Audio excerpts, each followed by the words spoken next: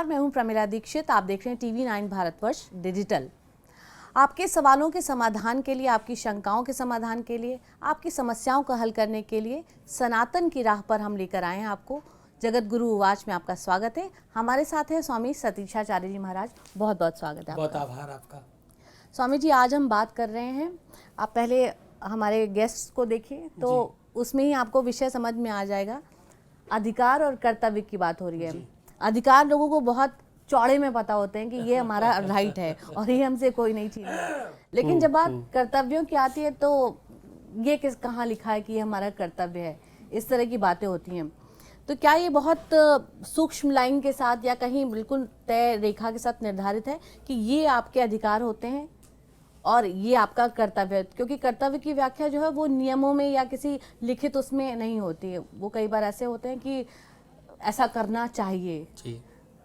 क्या कहेंगे आप? मुझे लगता है कि अधिकार और कर्तव्य ये दोनों ही एक ही सिक्के के दो पहलू हैं। जैसे ही आप अपने अधिकारों की बात करते हो तो कर्तव्य तत्कालिक जन्म ले लेता है। जब आप ये कहते हो कि मेरा इस संपत्ति पर अधिकार है, मैं दो भाई हूँ, 50% मेरा है, 50% मेरे भाई का है, तो 50% तुमको मिला कैसे? तुम्हारे माँ बाप से मिला, तो माँ बाप के प्रति तुम्हारे कुछ कर्तव्य भी है, तो वो तत्काल जन्म ले लेता है। अधिकार और कर्तव्यों में अधिकार सदैव पाने वाली वस्तु है। कुछ मिलता है, ये मिल गया हमें, ये मिल गया, ये मिल गया, ये मेरा पाठ है, ये मेरी प्राप्ति है। और कर्तव्य सदैव करने वाली चीज है। कर्म थोड़ा सख्त है। कर्म सदैव आपको मेहनत कश बनाता है। कर्म कर्मठता का प्रतीक है। मेहनत करने वाला, खूब जूझने वाला, खूब दिन रात एक करने वाला, ये कौन है? ये कर्तव्यनिष्ठ है। और एक वो है जो केवल और केवल दिवा स्वप्न पर है कि भूमि पर आकर गात आकाशा, लघ तापस बगबाग बिलासा। यानी हम आ करके आसमान के नीचे लेट गए, जो पानी गिरेगा मेरे मुंह में ही आएगा, मेरे भाग्य में होगा, मुझे मिलेगा ही। मेरे माँ बाप ने मेरे लिए किया ही क्या है? ये सारी की सारी चीजें अकर्मण्यता और कर्मठता के मध्य आकर खड़ी होती हैं। अगर आप कर्मठ हैं, अगर आप कर्मशील हैं, अगर आप बहुत मेहनतकश व्यक्ति हैं और अगर आपको सच में उन्नति पसंद है, तो आप कर्तव्य पहले सोचेंगे और अधिकार बाद में सोचेंगे। अगर आप अकर्मण्य हैं, मूर्ख हैं और खराब है, तो फिर आप पहले क्या सोचेंगे? अधिकार सोचेंगे। पहले लाओ, आने दो पहले, फिर जाने की बात सोचेंगे, विचार करेंगे। जबकि नियम कहता है कि ददाती प्रतिगृह्णाति, पहले दीजिए फिर लीजिए। आप देंगे तो मिलेगा। और जो ये चाहते हैं पहले मिल जाए फिर हम करेंगे, इनके काम कभी नहीं होते, ये सदैव खराब होते हैं।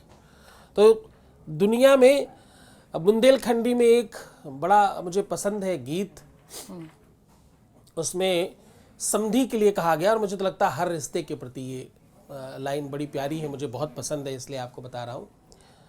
एक लड़की ने गाया और वो मुझे इतनी ज़्यादा पसंद है कि मैं उसको 4-5 बार अपने यहाँ बुलाकर उसके पूरे ग्रुप के साथ सुन चुका हूँ। बहुत बहुत प्यारा गाती, बहुत अच्छी प्यारी बच्ची है। वो कहती है, मोरे समधी बड़े हैं खराब है, सो काबे मुइया डाबो ना। अब मुझे बुंदेलखंडी आती नहीं थी, लेकिन उसकी ये चीज सुनी तो मुझे धीरे धीरे समझ आने लगा। खराब को बुंदेलखंडी में खराब है बोलते हैं, खराब है, खराब है। तो जो चीज खराब है वो है दृष्टि में है। मुझे इसलिए बुंदेलखंडी अच्छी लगने लग गई। तो कर्मठता और अकर्मण्यता ये दोनों उसी से दर्शाए जाते, उसी में पोषित और पल्लवित होते, जिसमें आप आगे बढ़ते हो, क्योंकि ये सब विचारों का मंतव्य है। सवाल पूछिए। नमस्कार गुरुजी। मेरा सवाल सबसे पहले आपसे ये रहेगा कि जैसे आजकल हम देखते हैं युवाओं में, जैसे हम बहुत सारे इन्फ्लुएंस हो रहे हैं सोशल मीडिया से भी, और हम बाहरों के देशों में भी देखते हैं कि बाहर के देशों में ऐसा चलन है कि 18 साल के बाद जो है बच्चे बाहर चले जाते हैं अपने घरों से और अपने माँ बाप के साथ नहीं रहते हैं। उस इन्फ्लुएंस से जैसे हमारे भारतवर्ष पे पड़ रहा है, बहुत सारे बच्चे हैं जो अब कहते हैं कि हम भी 18 साल के बाद हम इंडिपेंडेंट हो जाएंगे, हम खुद का काम करेंगे और खुद से रहेंगे, और अपने माँ बाप को छोड़ देते हैं। तो इस चीज़ में एज अ युवा, एज अ यूथ, मेरे को ये समझ नहीं आता है कि ये एक्चुअल में है क्या, हमारे कर्म, कर्तव्य, अधिकार। तो उसके बारे में अगर आप थोड़ा सा बता सके तो। बहुत अच्छा प्रश्न है।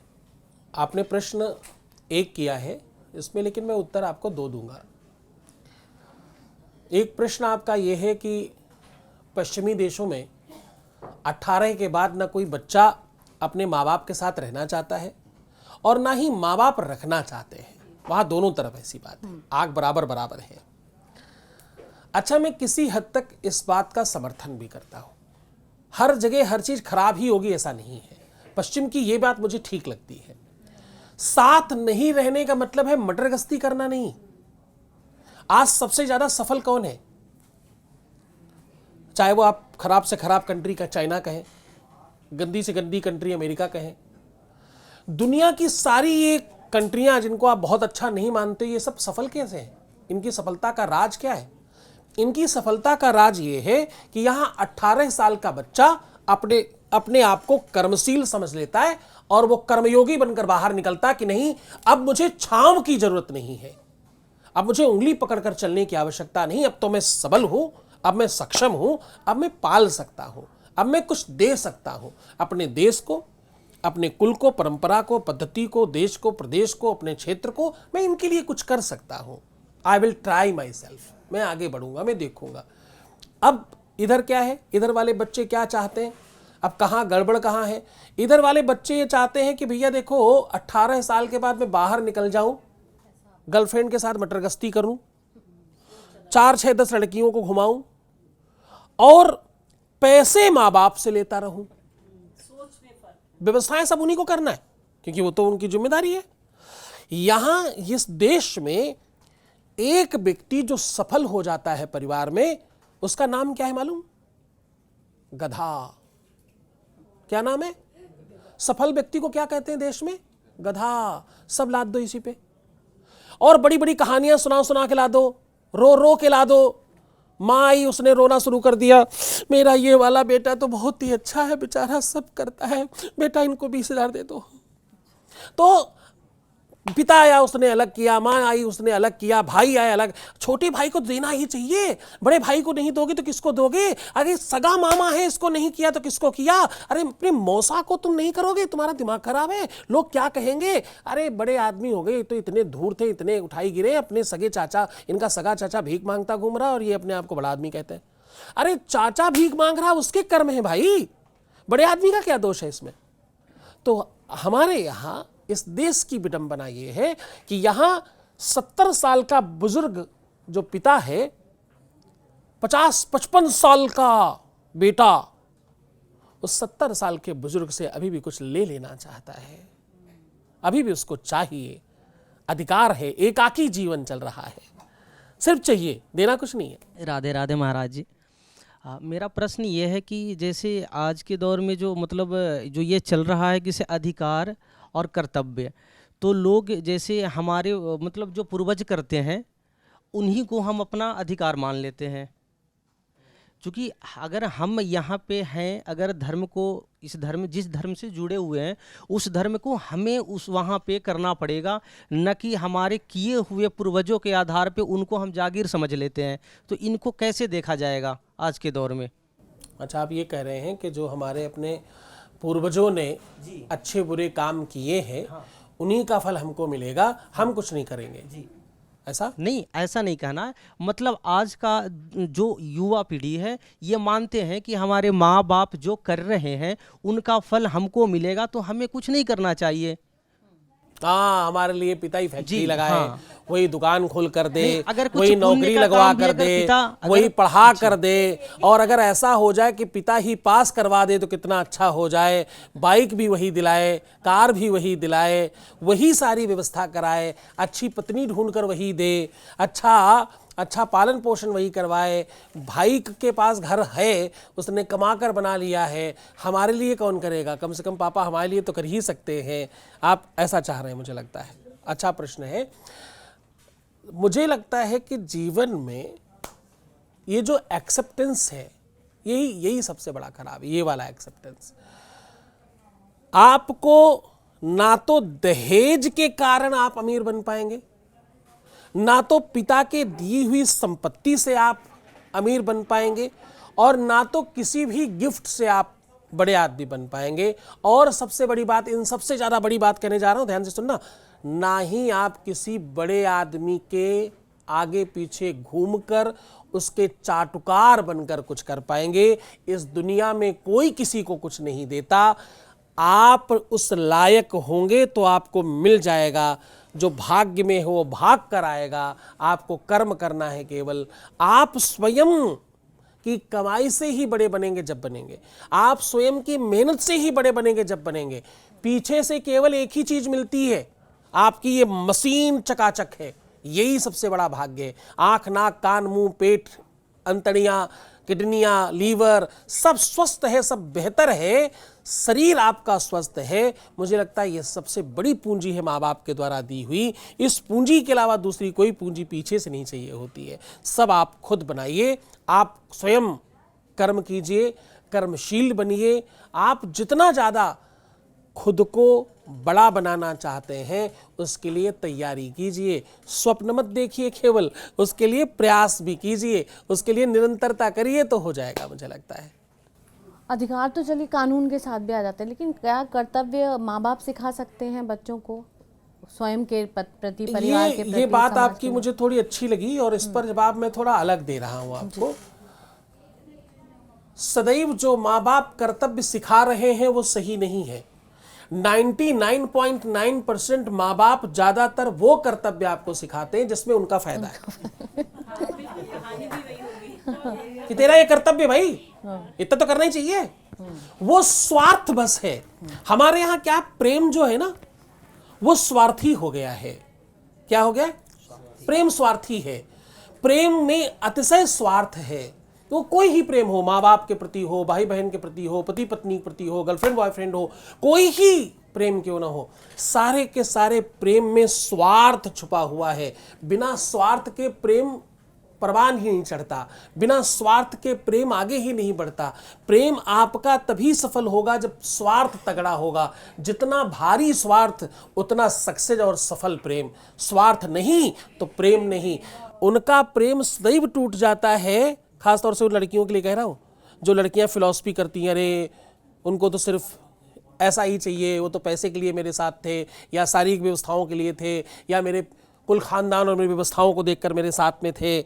वो अक्सर अपने प्रेम को, अपने रिश्तों को तोड़ बैठते हैं और ख़राब कर बैठते हैं, क्योंकि भैया बिना स्वार्थ के कुछ चलता नहीं है। स्वार्थ है तो प्रेम है, स्वार्थ नहीं तो प्रेम नहीं।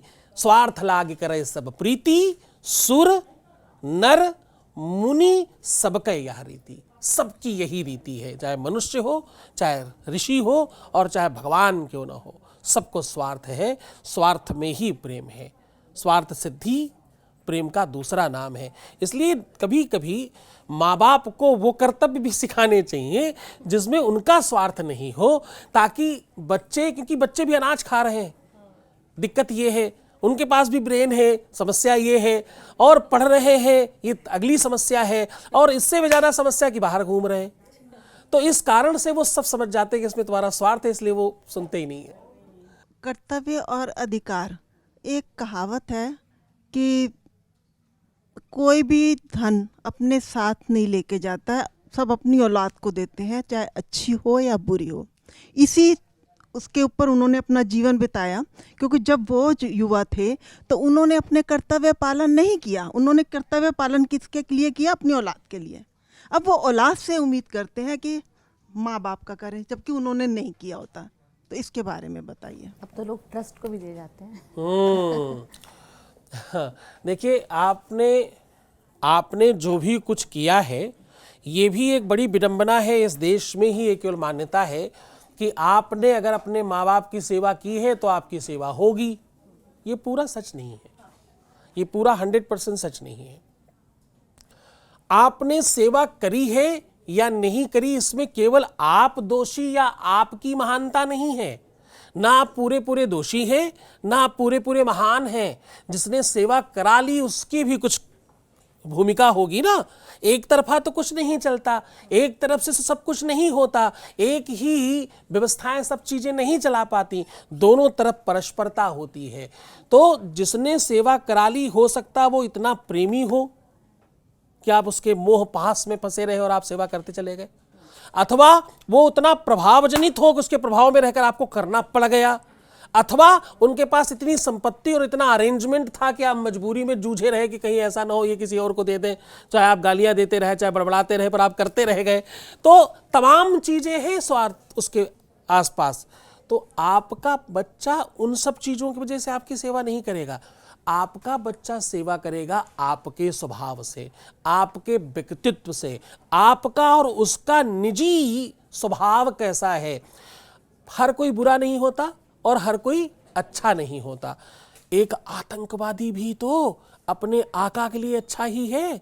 क्या आतंकवादी जानता नहीं कि उसका आका कितना धूर्त है, क्या करवा रहा है, क्या कर रहा है, और उसने क्या ही इतना अच्छा काम किया है। वो आतंकवादी अपने आका से क्यों नहीं पूछता कि भाई तूने अपने कभी बम लगाया शरीर में जो मुझे लगा के भेज रहा है? कभी पूछता है? नहीं। वो इस कदर का रिश्ता और संबंध बनाया जाता है कि वो कर बैठता है, उसे नहीं पता लगता मैं क्या कर रहा हूं। आपके संबंध, आपके रिश्ते निजी होते हैं।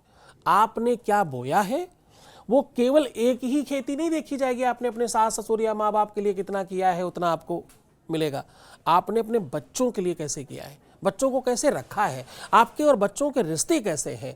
आपका बेटा, आपकी बेटी, आपके बच्चे आपके साथ जब होते हैं तो क्या फील करते हैं और आप क्या फील करते हो? सोल कनेक्शन, एक अलग कनेक्शन। क्या ऐसा फील होता है कि यार आपका बच्चा आपके साथ है तो सर्वस्व है आपके साथ? क्या ऐसी फील दोनों की तरफ होती है? यदि हाँ, आपने कुछ भी नहीं किया होगा तो भी सेवा करेगा। वो तुमसे अलग हो ही नहीं सकता। दुनिया की कोई ताकत अलग नहीं कर सकती। अलग होगा तब जब आपने गैप छोड़ा होगा, अलग होगा तब जब आपने कुछ में कुछ बीच में ऐसा किया होगा, अन्यथा कभी नहीं अलग होगा। वो आपके साथ ही होगा। महाराज, समाज में आजकल एक बहुत अजीब रिवाज चल गया है। अगर किसी माता पिता का एक बेटा और एक बेटी है, बेटी दूर है, तो थोड़ा सा बड़ा होते ही बेटा बहू माता पिता को मजबूर कर देते हैं कि या तो प्रॉपर्टी हमारे नाम कर दो या फिर इसको घर को बेच कर फिर हमारे नाम कर दो। ये बड़े कलेश हो गया है। अब इसमें कहाँ संस्कार, क्या क्या कहा जाए इसमें? अच्छा, ये बहुत बढ़िया प्रश्न है।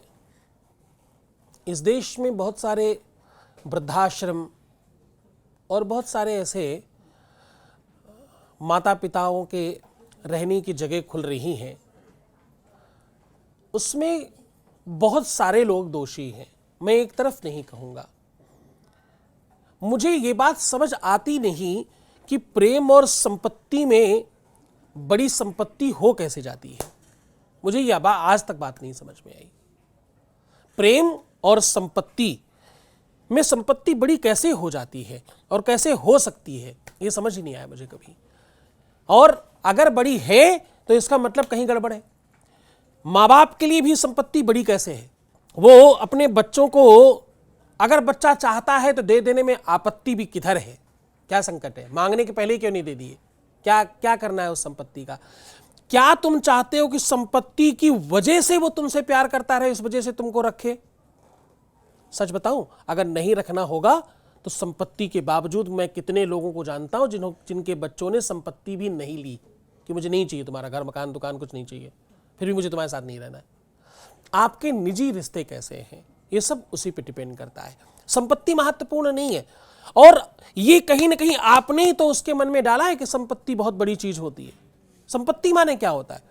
जिस भी दिन, पहले दिन अगर शादी होकर के पहले दिन आप सारी चाबियां बहू को पकड़ा दें, बेटा तेरा ही है, मैंने तो क्या भोजन ही चाहिए दोनों समय का, और क्या चाहिए, रोटी देती रहना टाइम पे। मुझे नहीं लगता इतने इतने ज़्यादा राक्षस लोग रहते हैं दुनिया में कि वो आपको भोजन नहीं देंगे, क्योंकि आपकी अपनी प्रवृत्तियां अनंत हैं। तो उस अनंत प्रवृत्तियों में आप गोते लगाते हुए आप अपना कोई चिंतन करते हैं और उस चिंतन को उधर देखना चाहते हैं। हमने सोच लिया कि आप बुरी हैं, अब आप मुझे बुरी दिखेंगी, अच्छी नहीं दिखेंगी। मैंने सोच लिया आप बहुत अच्छी हैं, आप बुरी भी हैं तो भी मेरे लिए अच्छी रहेंगी जीवन भर। राधे राधे गुरुजी, जैसे कि आप अधिकार और कर्तव्य की बात कर रहे हैं, ये संविधान में भी है। हमारे 11 कर्तव्य हैं और अधिकार भी है, और अधिकार को हम मौलिक फंडामेंटल से जोड़ करके अधिकार मानते हैं। मगर कर्तव्य जो है ना, हमारे समाज में कर्तव्य, जैसे माँ बाप हैं ये बोलते हैं कि ये तुम्हारा कर्तव्य, ये काम करो, सेवा करना, ये करना। पर यही समाज ने मुझे ये भी महसूस करा देता है कि कर्तव्य एक बोझपन है, बोझा है। तो क्या हम इस बोझापन से अपने कर्तव्य से विमुख होते जा रहे हैं? आज के युवाओं को इसके बारे में आपको बताना सर कि क्या कर्तव्य बोझापन के कारण विमुख हो रहे हैं हम लोग? नहीं, कर्तव्य बोझ नहीं है। कर्तव्य वो उस प्रकार की जिम है जिसमें जाकर के आप और स्वस्थ और सुंदर दिखने लगते हैं। आपकी सुगंध कब बढ़ती है? जब आपके आसपास उसके चाहक होते हैं। आपकी कीमत तब बढ़ती है जब आपके खरीदार बहुत होते हैं। तो कर्तव्यता आपको महान बनाती है। कर्तव्य बोझ नहीं है केवल, वो डेफिनेटली थोड़ा सा कुछ उठाना तो पड़ेगा ही, कुछ करना तो पड़ेगा आपको, लेकिन ये वो स्वैग है जिसमें आप सर्वश्रेष्ठ हो जाते हो अपनी खुद की नज़रों में भी। आपके आसपास तमाम लोग तो आपको सर्वश्रेष्ठ महसूस कराते ही कराते हैं, आप स्वयं भी बहुत अपने आप को बेहतर फील कर पाते हैं। इस दिमाग के पास में, इस शरीर के पास में असीमित क्षमता और सामर्थ्य है। आप पहले दिन जिम जाइए तो 2-4-5 किलो उठता है, फिर हो सकता है 20 किलो, 25 किलो, 50 किलो, 100 किलो भी उठने लगता है। तो सामर्थ्य तो अंदर ही थी, बस आपने प्रैक्टिस कर करके अपने शरीर को याद दिलाया कि ऐसा हो सकता है, ये संभव हुए, ऐसा किया जा सकता है। वो अभ्यास आपको महान बना गया। ऐसे ही जीवन का ये अभ्यास है केवल कि आप अपनों के लिए कुछ करें। ये अभ्यास आपको महान बनाता है, एक अलग स्वैग निर्माण करता है, आपकी कीमत बढ़ाता है और आपकी सुगंधी निर्माण करता है। आप इतने बड़े हो जाते कि आपके आगे सब छोटा दिखता है, सब सामान्य हो जाता है। हमने इसको बहुत ही पारिवारिक दायरे में अभी तक बात की, लेकिन वही कर्तव्य हमारे समाज के लिए भी हैं। गुरुजी, जब हम बात करते हैं तो हम सीधे सरकार से सवाल कर लेते हैं कि साफ़ बिजली, साफ़ पानी और साफ़ शिक्षा और स्वास्थ्य का, ये सब हमारे राइट्स हैं, लेकिन सड़क पे चलते हैं, अपनी गाड़ी तो हम साफ रखते हैं, बाहर यूं उछाल के कूड़ा फेंक देते हैं। वो भी हमारा कर्तव्य है। जब लाल किले से प्रधानमंत्री आपको शौचालय स्वच्छ रखने के लिए स्वच्छता की बात करते हैं तो आप केवल सुन करके एक कान से दूसरे कान से निकाल देते और करनी पड़ रही है। कई बार इस बात के लिए भी बात उठती है कि लाल किले से ऐसी बात करें, करनी पड़ रही है तो कहीं ना कहीं हमारे लिए भी प्रश्न चिन्ह है। ये मैं अभी पीछे दुबई गया, मैंने देखा यहीं का, चाहे वो बिहार प्रदेश हो, चाहे असम हो, चाहे उत्तर प्रदेश हो, चाहे दिल्ली हो, तमाम सब पूरे देश के लोग हैं वहाँ, बांग्लादेशी, पाकिस्तानी, तमाम देशों के लोग दुबई में रह रहे हैं। अब इतने सब तरीके के लोग एक तो एक ही जगह एक साथ रह रहे हैं और एक दूसरे के साथ काम कर रहे हैं, खूब आनंद से, कोई दिक्कत नहीं है। यहाँ के लोग जो सबसे ज़्यादा गंदा करने वाले लोग हैं, वही लोग दुबई में गंदा नहीं करते, लेकिन जैसे ही फ्लाइट से इंडिया में उतरते, इंडिया में एयरपोर्ट पे उतरते ही सामान फेंकना शुरू कर देते, ये तो बेकार है, ये तो अच्छा लाइन नहीं भी है। फॉलो नहीं करनी। तो आप बाहर जाते ही ठीक हो जाते हैं और यहाँ आते ही खराब हो जाते हैं। क्यों? क्योंकि बाहर आपको डर लगता है, यहाँ आपको लगता है अरे यहाँ तो कोई बात नहीं, यहाँ तो आप जो भी मर्जी कर लें। कर्तव्य आपके अपनी निजी व्यवस्था है, ये आपका अपना काम है। हम सुधरेंगे तभी तो जग सुधरेगा, हम सुधरेंगे तभी तो दुनिया सुधरेगी। हमारे साथ दिक्कत क्या है कि हम केवल और केवल नीचे की तरफ गिरने में सुख मानते हैं। आपने साइकिल चलाई आप लोगों ने? साइकिल जब ऊपर जाती है तो ताकत ज़्यादा लगती है, जब नीचे गिरती तो कोई ताकत नहीं, आराम से बह रही है। तो जो चीज़ आराम से हो रही है वो पसंद कितना ही हो, लेकिन तुम्हारा पतन हो रहा है, ये ध्यान रखना। उन्नति तो भैया परिश्रम मांगती है, उन्नति तो थोड़ा श्रम मांगती है और वो थोड़ा ताकत लगा करके होगा। तो मुझे लगता है कि जब आप स्वच्छता की बात सुनते हो तो वो माननी चाहिए, क्योंकि ये तुम्हारा काम, इससे तुम सुधरोगे, इससे तुम्हारा देश सुधरेगा। क्योंकि देश कहाँ है? तुम्हारे साथ।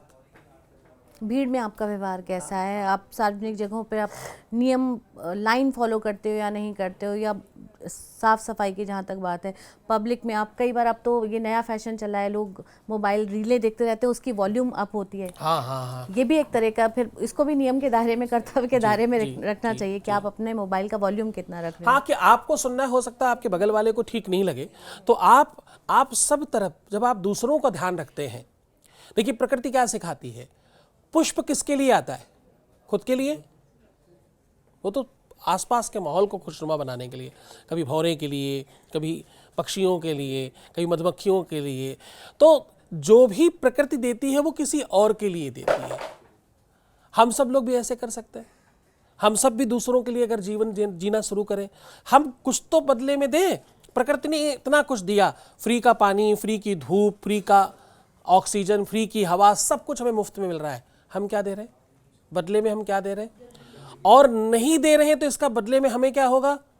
स्वास्थ्य खराब होगा, kidney, liver, sugar, blood pressure. फिर आप कहोगे पता नहीं क्यों बीमारियां आजकल बढ़ रही हैं। आपके अपने कारण से ही बढ़ रही हैं। आपका अपना ही निजी कारण है कि ऐसा हो रहा है। आजकल जब छोटे छोटे बच्चे, अभी आप कह रहे थे ना कि वो छोटे छोटे बच्चे जो हैं वो 19 क्या नंबर बताया था, उस पर कॉल करने की, 911 पे फोन करने की बात 911 पे बात करने की धमकी देते हैं आजकल। ये सब पता क्या है? ये मैगी और नूडल्स है जो खिलाया है वो बाहर आ रहा है। 5 मिनट पे पकता है ना। जो जितना आसानी से मिलने वाली चीजें वो सब तकलीफ दे हैं, जो मुश्किल से मिलने वाली वो सब सुख दे हैं। तुमने अपने आराम के चक्कर में उन्हें क्या खिलाया है? अपने आराम के चक्कर में उन्हें कैसे पाला है? अपने आराम के चक्कर में तुमको डिस्टर्ब ना करें इसलिए तुमने मोबाइल दे दिया, तुम्हें डिस्टर्ब ना करें इसलिए तुमने टीवी खोल दी, तुम्हें डिस्टर्ब ना करें, तुम्हारी चीज़ों को इन्वॉल्व ना करें इसलिए तुमने उन्हें कोई व्यवस्था दे दी। तो वो उस व्यवस्था के साथ पल रहे हैं, ध्यान रखना। वो आधा उस व्यवस्था में होंगे। एक रिसर्च हुआ, डब्लिस करके एक वैज्ञानिक हुए, उन्होंने रिसर्च किया, पश्चिम के, बड़ा नाम है पश्चिम का। एक मुर्गी के बच्चे को शुरू वाले दिन, पहले दिन से गुब्बारे के साथ रख दिया, बलून के साथ रख दिया, उसी से दूध देते, उसी को से चारा देते, सब उसी से व्यवस्था करते उस बच्चे की। वो आश्चर्य ये था कि वो बच्चा उस गुब्बारे को, उस बैलून को अपनी मां समझता रहा। और कब तक समझता रहा? बड़ा होने के बाद भी, टिल डेथ समझता रहा यही मेरी मां है। क्यों? क्योंकि उसने वही देखा। तुम जो देखोगे, तुम जो सुनोगे, तुम जो समझोगे, तुम जिस माहौल में रहोगे और जो खाओगे, जो पियोगे, जैसा खाए अन्न वैसा हो मन, जैसा पिए पानी वैसी हो वाणी। अब पिज्जा, मोमोज, बर्गर हमने फटाफट खिला दिया है, 5 मिनट में आ जाता है। 5 मिनट में आ तो जाता है, पर 100% जहर है। आपने जो खिलाया है उसका सीधा प्रभाव पड़ेगा भाई। तुम्हारे द्वारा पकाया हुआ, तुम्हारे द्वारा बनाया हुआ भोजन, उसमें प्रेम आच्छादित था, जिसे तुमने रोक लिया। अब तुमने अपनी व्यवस्था के कारण उसको अव्यवस्था में डाला है। उस अव्यवस्था का ये प्रभाव है। 911 या 1911 क्या है, 911। तो ये क्या है? ये अव्यवस्था का स्वरूप है जो तुमने ही बनाया है। बहुत धन्यवाद गुरुजी, बहुत व्यवहारिक तरीके से आपने तमाम शंकाओं का समाधान किया। और जैसे कि आप बोलें कि ये मेरा अधिकार है, ये बोलने में खुद एक स्वैग भी आता है, एक आत्मविश्वास भी आता है, लेकिन वो कब दंभ में तब्दील हो जाना है, वहाँ आपको अंकुश रखना है। और जब आप कहते हैं ये मेरा कर्तव्य था, फिल्मों में आप सुनते होंगे ना, ये तो मेरा फ़र्ज़ था, वो कहते हैं, साथ ही कितनी विनम्रता का भाव आता है, ये आपको समझना होगा। तो ये दोनों का सामंजस्य अगर जीवन में होगा, तभी जाकर आपको अधिकार भी मिलेंगे, जब आप अपने कर्तव्य पूरे कर पाएंगे। इस कार्यक्रम में फ़िलहाल इतना ही, फिर मिलेंगे किसी और शंका के समाधान के साथ। नमस्कार, धन्यवाद।